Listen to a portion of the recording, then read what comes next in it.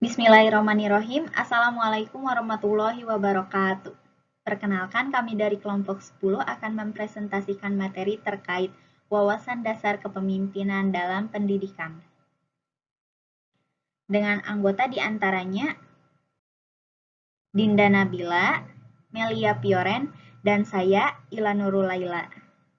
Pokok bahasan yang akan kami bawakan diantaranya ada pengertian kepemimpinan, kepemimpinan pendidikan, dan teori kepemimpinan yang akan dipresentasikan oleh saya, gaya dan tipe kepemimpinan, tugas, fungsi, dan peran kepemimpinan yang akan dipresentasikan oleh saudari Melia Pioren. Selanjutnya ada model kepemimpinan dan standar kepala sekolah yang akan dipresentasikan oleh Dinda Nabila. Oke, pembahasan pertama itu mengenai pengertian kepemimpinan. Kepemimpinan itu merupakan suatu hal yang sangat kompleks dan memiliki sudut pandang yang berbeda-beda dari para ahli. Harsey dan Blanchard mengatakan bahwa kepemimpinan itu merupakan suatu proses dalam mempengaruhi aktivitas seseorang atau kelompok untuk mencapai tujuan dalam situasi tertentu. Berbeda lagi dengan Hamill dan Kunz yang mendefinisikan kepemimpinan itu sebagai perilaku dari seorang individu yang memimpin aktivitas-aktivitas suatu kelompok ke suatu tujuan yang ingin dicapai bersama. Sedangkan menurut Harold, kepemimpinan itu merupakan kemampuan untuk mengkoordinasi dan menggerakkan seseorang, individu, atau kelompok ke arah tujuan yang ingin dicapai atau yang diharapkan. Nah, dari beberapa pengertian di atas, dapat ditarik kesimpulan bahwa kepemimpinan itu merupakan proses dalam menggerakkan, memotivasi, mendorong, mempengaruhi, memerintah, membimbing, dan bahkan menghukum dengan alasan agar individu itu sebagai bagian dari organisasi itu mau bekerja dalam mencapai tujuan sendiri maupun organisasi secara efektif. Berbeda lagi dengan Stockdale yang mengemukakan bahwa kepemimpinan itu sebagai konsep manajemen memiliki berbagai macam definisi tergantung sudut pandang atau titik tolak pemikirannya. Definisi tersebut diantaranya.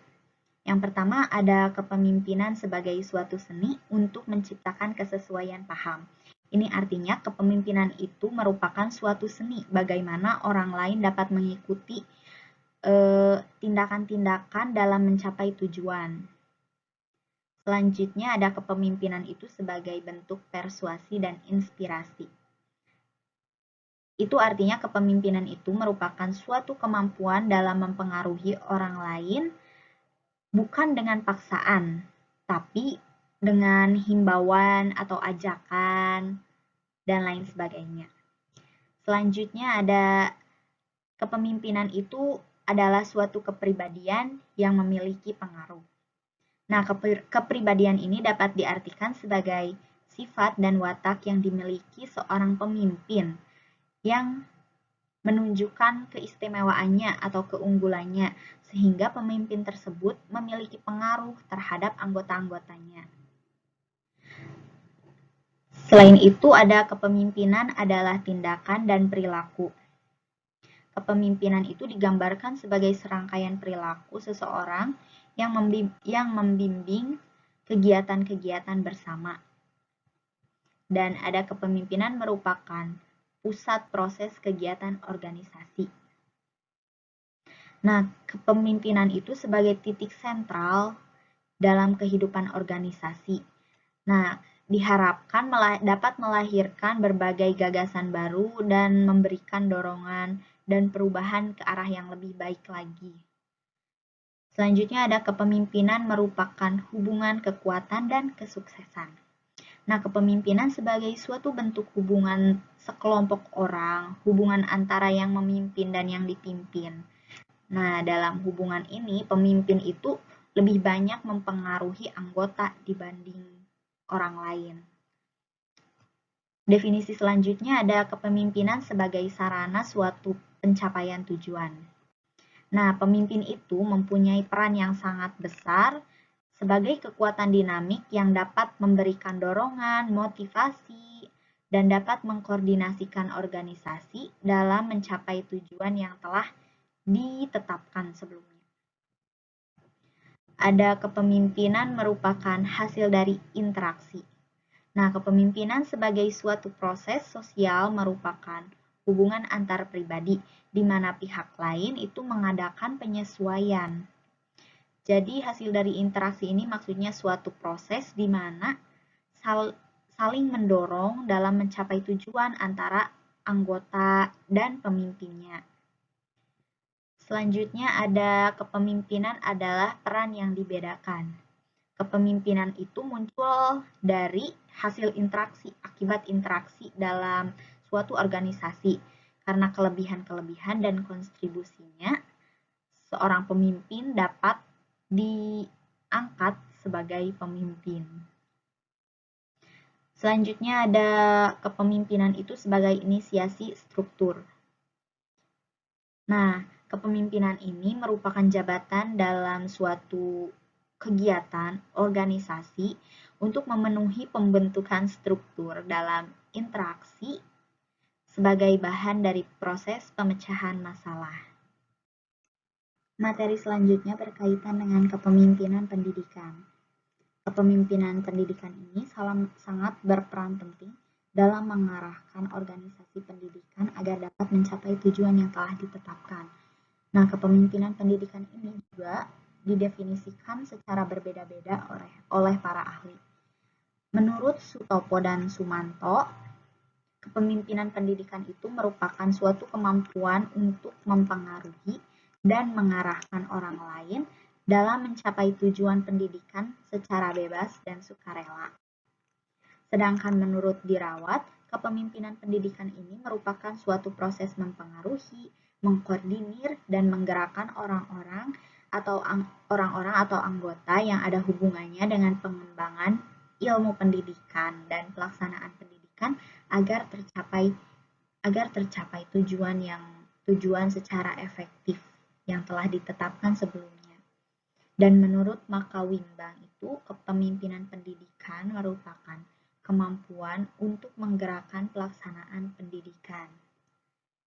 Dari berbagai macam definisi tadi, dapat disimpulkan bahwa kepemimpinan pendidikan ini merupakan seluruh kegiatan mempengaruhi setiap individu atau anggota yang ada hubungannya dengan pelaksanaan dan pengembangan pendidikan pada beberapa situasi agar dapat bekerja sama dengan penuh tanggung jawab demi tercapainya tujuan pendidikan yang telah ditetapkan.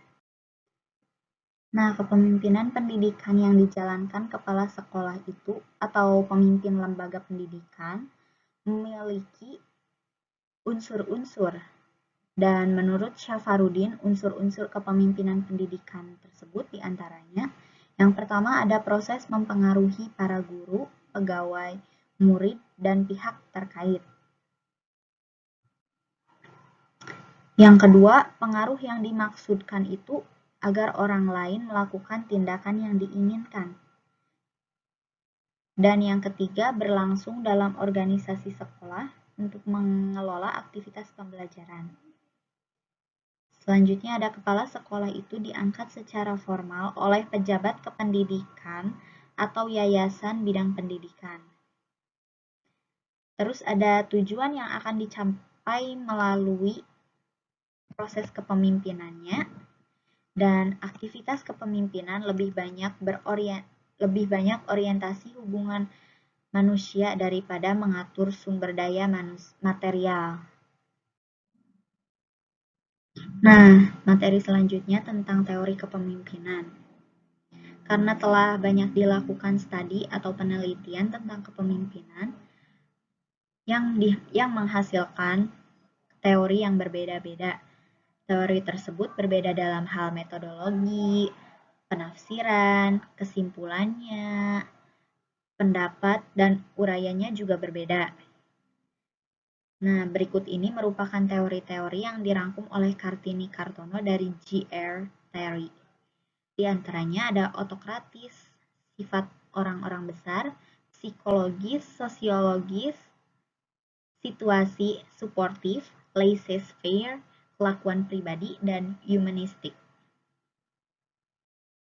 Nah, teori otokratis ini pemimpinnya itu berperan sebagai pemain orkes tunggal dan berkeinginan untuk menguasai semua keadaan. Jadi, intinya pemimpin dalam teori otokratis ini bersifat egois.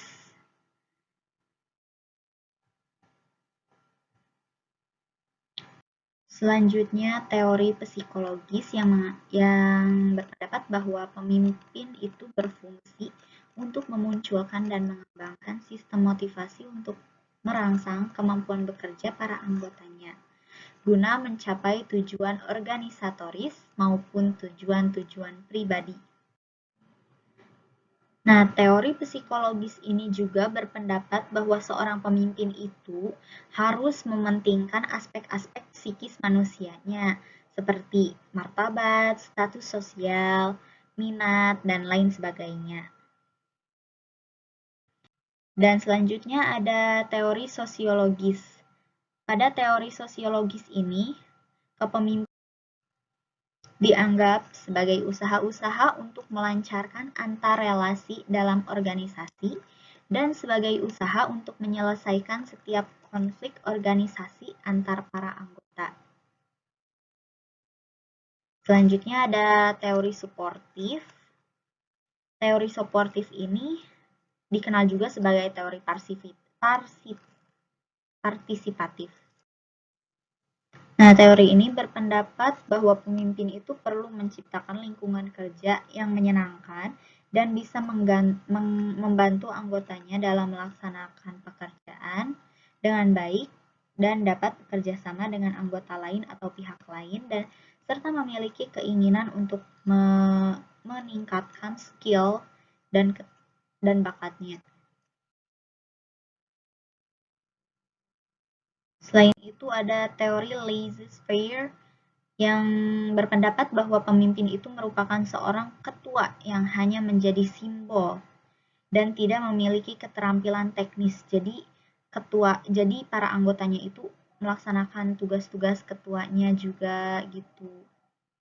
Dan ada teori kelakuan pribadi yang menyatakan bahwa seorang pemimpin ini tidak melakukan tindakan-tindakan yang identik sama dalam setiap situasi yang sedang dihadapi. Jadi, dalam situasi ini melaksanakan plan B, plan A atau plan B. Di situasi selanjutnya menggunakan plan yang lain lagi. Jadi, nggak sama dalam setiap situasi. Nah, selanjutnya ada teori sifat orang-orang besar.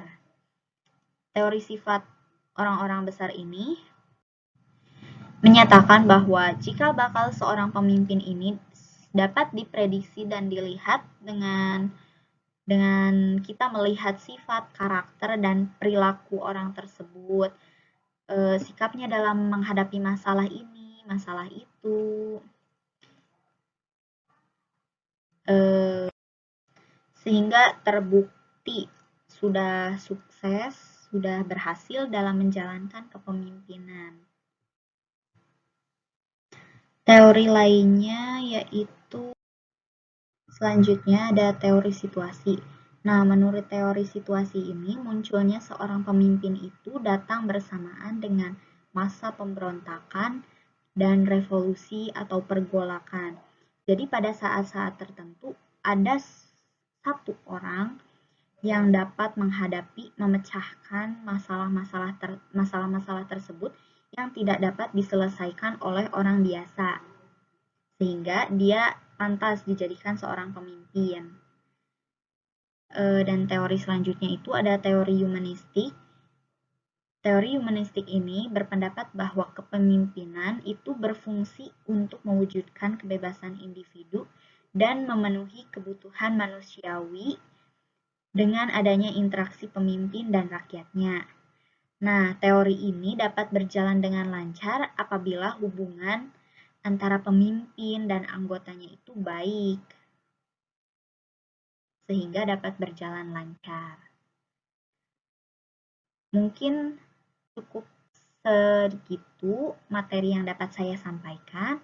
Materi selanjutnya akan disampaikan oleh rekan sekelompok saya, yaitu Melia Pioren. Terima kasih. Bismillahirrahmanirrahim. Di sini saya akan menjelaskan tentang gaya kepemimpinan dan tipe kepemimpinan serta tugas dan fungsi kepemimpinan.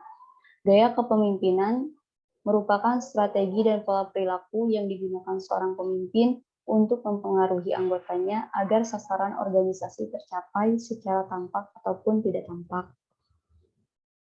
Tipe kepemimpinan terbagi menjadi 8. Yang pertama ada karismatik, paternalistis, militeristis, autokratis, laissez-faire, populistis, administratif atau eksekutif, dan demokratis. Tipe karismatik. Tipe kepemimpinan yang karismatik ini pada dasarnya merupakan tipe kepemimpinan yang didasarkan pada karisma seseorang atau pembawaan diri seseorang. Tipe paternalistis yaitu tipe kepemimpinan kebapaan yang dimana mengayomi, merangkul, dan seperti layaknya seorang bapak atau orang tua, seorang ayah. Tipe militeristis yaitu bersifat kemiliteran, namun hanya gaya luaran saja yang mencontoh militer. Tipe autokratis, kepemimpinan ini mendasarkan diri pada kekuasaan dan paksaan yang mutlak dan harus dipenuhi. Pemimpinnya selalu mau berperan sebagai pemain tunggal. Dengan istilah lain, pemimpin tipe autokratis adalah seorang yang egois. Dengan egoismenya, pemimpin autokratik melihat peranannya sebagai sumber segala sesuatu dalam kehidupan organisasional. Tipe laissez-faire. Pemimpin laissez-faire ini memberi kekuasaan sepenuhnya kepada anggota atau bawahannya, di mana bawahan atau anggotanya dapat mengembangkan sarananya sendiri, memecahkan masalahnya sendiri, dan pengarahan tidak ada atau hanya sedikit. Tipe populistis berpegang teguh kepada nilai-nilai masyarakat yang tradisional, kurang mempercayai dukungan, kekuatan, serta bantuan hutang-hutang luar negeri atau asing. Tipe administratif atau eksekutif, yaitu kepemimpinan yang mampu menyelenggarakan tugas-tugas administrasi secara efektif. Tipe demokratis, yaitu pemimpin tidak bertindak otoriter dan tidak pula menyerahkan segala sesuatunya kepada bawahannya. Dalam hal ini, pemimpin terhadap bawahannya sama-sama bekerja, mulai dari perencanaan sampai pada evaluasi kegiatan. Karakteristik pemimpin, yaitu memiliki kejelasan, kematangan sosial, memiliki motivasi dan orientasi prestasi, serta memiliki percaya diri dan keterampilan komunikasi yang baik. Tugas kepemimpinan, mengambil keputusan, mengembangkan imajinasi, mengembangkan kesetiaan pengikutnya, pemrakarsa, penggiat dan pengendali rencana, pelaksana keputusan dengan memberikan dorongan kepada para pengikutnya, memanfaatkan sumber daya manusia dan sumber lainnya, melaksanakan kontrol dan perbaikan atas kesalahan, memberikan tanda penghargaan, serta mendelegasikan wewenang kepada bawahannya. Dan selanjutnya ada fungsi kepemimpinan. Fungsi kepemimpinan merupakan gejala sosial karena harus diwujudkan dalam interaksi antar individu di dalam situasi sosial suatu kelompok atau organisasi. Pemimpin di dalam organisasi mempunyai peranan. Setiap pekerjaan membawa serta harapan bagaimana penanggung peran berperilaku. Menurut Nanus, sebagaimana dikutip Syafarudin dan Asrul, ada 4 peran kepemimpinan efektif, yaitu penentu arah, agen perubahan, juru bicara, serta sebagai pelatih. Secara operasional, fungsi kepemimpinan dibedakan dalam 5 fungsi pokok, yaitu fungsi instruksi, fungsi konsultasi, fungsi partisipasi, fungsi delegasi, dan fungsi pengendalian. Yang selanjutnya adalah model kepemimpinan. Nah, di antaranya ada model kepemimpinan transformatif, transaksional, situasional, dan visioner. Nah, yang pertama, kepemimpinan transformatif. Nah, pada dasarnya, pemimpinan transformatif itu merupakan kemampuan seorang pemimpin dalam bekerja untuk mentransformasikan secara optimal sumber daya organisasi dalam rangka mencapai tujuan sesuai dengan target capaian yang telah ditetapkan. Nah, sumber daya yang dimaksud ini bisa berupa fasilitas, dana, atau sumber daya manusia. Nah, kepemimpinan transformatif ini memiliki 4 dimensi. Nah, yang pertama ada influence atau pengaruh ideal ya. Nah, artinya itu digambarkan sebagai perilaku pemimpin yang membuat para pemimpin atau pengikutnya maksudnya mengagumi ya, rasa kagum terhadap pemimpin tersebut, kemudian menghormati dan menimbulkan rasa kepercayaan kepada pemimpinnya itu. Kemudian ada motivasi inspirasinya, di mana pemimpin itu memberikan motivasi ya, semangat kepada bawahannya. Kemudian ada stimulasi intelektual, di mana pemimpin ini memiliki ide-ide untuk memecahkan masalah ya, dan melakukan pendekatan untuk melakukan suatu pekerjaannya secara optimal dan secara kreatif, inovatif, serta dengan solusi-solusi yang tepat. Nah, kemudian ada konsiderasi individu, atau ini maksudnya itu pendekatan secara personal ya antara pemimpin dan bawahannya, di mana pemimpin ini memberikan nasihat, memberikan menasehati kepada bawahannya. Nah, kemudian kepemimpinan transformasional ini sangat relevan ya untuk diterapkan dalam lembaga pendidikan. Nah, di antara alasannya itu karena pemimpin itu mampu ya mengembangkan nilai-nilai organisasi.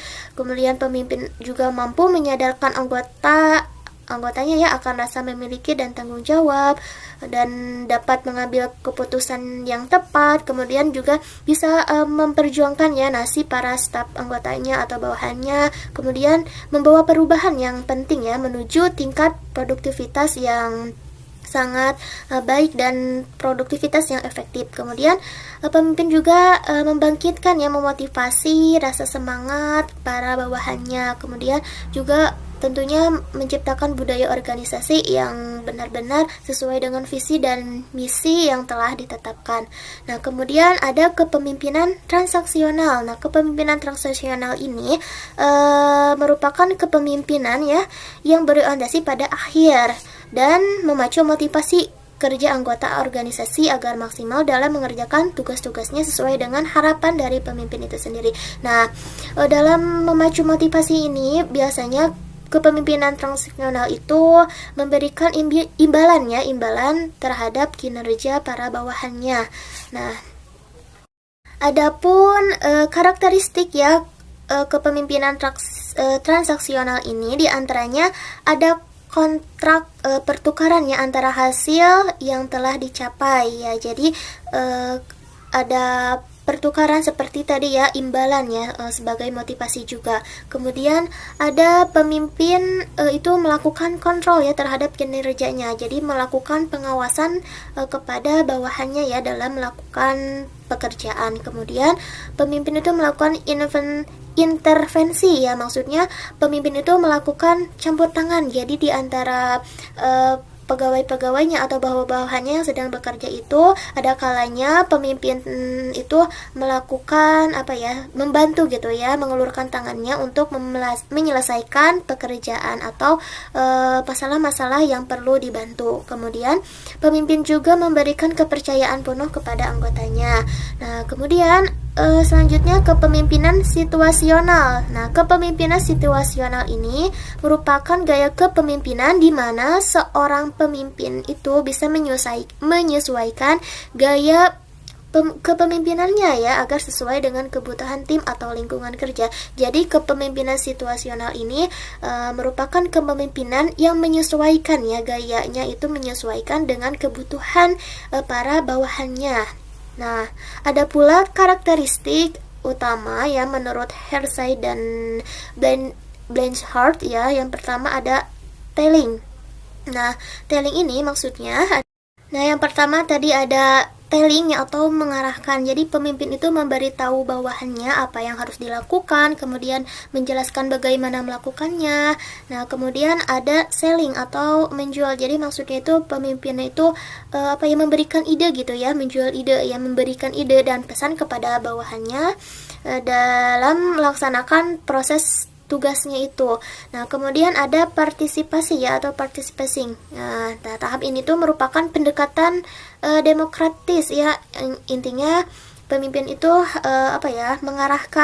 masih mengarahkan dan juga ikut serta gitu ya dalam menyelesaikan tugas bawahannya. Kemudian ada delegating atau mendelegasikan ya. Mendelegasikan itu artinya pemimpin itu sepenuhnya lepas tangan gitu ya kepada bawahannya itu ya, terhadap kerjaan bawahannya. Jadi tidak terlibat lagi terhadap proses tugas ataupun menyelesaikan masalah bawahannya. Nah, selanjutnya kepemimpinan visioner. Nah, kepemimpinan visioner itu merupakan kemampuan pemimpin dalam menciptakan, merumuskan, mengomunikasikan, mensosialisasikan, merealisasikan pemikiran-pemikiran yang berasal dari dirinya sendiri atau sebagai hasil dari interaksi sosial ya di antara anggota organisasi untuk dapat meraih cita-cita organisasi di masa depan. Jadi pemimpin visioner ini selalu berorientasi kepada masa yang akan datang. Nah, dalam kepemimpinan visioner itu terdapat kunci kompetensi ya menurut Bertrandus ya, yaitu diantaranya itu memiliki kemampuan untuk berkomunikasi, memahami lingkungan luar, dan memiliki kemampuan interaksi secara tepat atas segala ancaman dan peluang yang akan datang. Kemudian memegang peranan penting ya dalam membentuk dan mempengaruhi praktek organisasi, prosedur, produk dan jasa atau dan yang lainnya. Kemudian juga mengembangkan imajinatif. Yang selanjutnya ada standar kepala sekolah atau madrasah. Di antaranya di sini ada standar kualifikasi dan standar kompetensi. Standar kualifikasi ini terdiri dari dua, yaitu kualifikasi umum dan kualifikasi khusus. Kualifikasi umum kepala sekolah baik itu tingkat RA, SD, MTS, MA, dan sederajatnya itu diantaranya memiliki kualifikasi akademik ya, sarjana S1 atau di D4 ya, atau diploma D4 ya, kependidikan atau non kependidikan pada perguruan tinggi yang terakreditasi. Kemudian kepala sekolah juga setinggi-tingginya itu berusia 56 tahun. Nah, kemudian memiliki pengalaman mengajar ya sekurang-kurangnya itu 5 tahun. Nah, menurut jenjang masing-masing, kecuali itu di taman kanak-kanak ya atau di TK ya, harus pengalaman mengajarnya itu sekurang-kurangnya 3 tahun. Kemudian memiliki pangkat serendah-rendahnya 3C ya bagi pegawai PNS dan bagi non-PNS. Nah, kemudian kualifikasi khusus. Nah, kualifikasi khusus baik kepala sekolah TK, SD, SMP ataupun SMA. Nah, yang pertama itu berstatus sebagai guru ya, baik itu guru RA, TK, SD, SMP, SMA atau SMK ya, dan sederajat ya. Kemudian memiliki sertifikat pendidik ya sebagai guru, memiliki sertifikat kepala. Selanjutnya standar kompetensi yang harus dimiliki oleh kepala sekolah, diantaranya ada standar kompetensi kepribadian, kompetensi manajerial, kompetensi kewirausahaan, supervisi, dan sosial. Kompetensi kepribadian seperti misalnya berakhlak mulia, mengembangkan budaya dan tradisi akhlak mulia ya, serta memberi tauladan yang baik ya bagi bawahannya di masyarakat sekolah. Nah, kemudian juga kompetensi manajerial. Kompetensi manajerial itu kepala sekolah harus menyusun, merencanakan berbagai kegiatan, mengembangkan organisasi madrasah sesuai dengan kebutuhannya, memimpin sekolah atau madrasah dalam rangka pendayagunaan sekolah secara optimal, juga mengembangkan sekolah menuju organisasi pembelajaran yang efektif. Kemudian ada kompetensi kewirausahaan. Nah, kepala sekolah itu menciptakan inovasi yang berguna bagi pengembangan sekolah atau madrasah, kemudian bekerja keras untuk mencapai keberhasilan sekolah. Nah, kompetensi supervisi. Nah, diantaranya itu merencanakan program supervisi akademik ya dalam rangka peningkatan profesionalisme guru. Kemudian ada kompetensi sosial. Nah, yaitu kompetensi atau kemampuan untuk bekerja sama dengan berbagai pihak dalam rangka meningkatkan kualitas untuk melaksanakan tugas dan tanggung jawab, serta aktif dalam kegiatan asosiasi pengawas satuan pendidikan. Terima kasih atas perhatiannya. Cukup sekian dari kelompok kami. Wassalamualaikum warahmatullahi wabarakatuh.